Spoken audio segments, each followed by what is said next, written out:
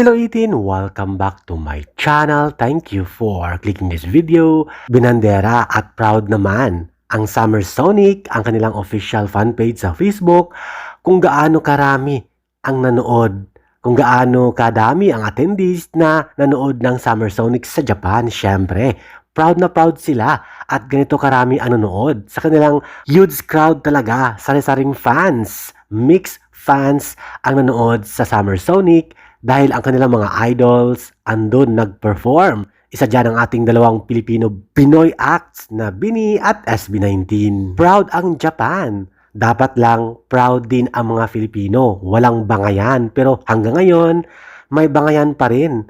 Toxic fandom pa rin. Mayroon pa rin namumuong toxic na pressure at awayan na nangyayari sa mundo ng fandom. Lalo na Bloom kontra 18. Dapat huwag nang ganyan.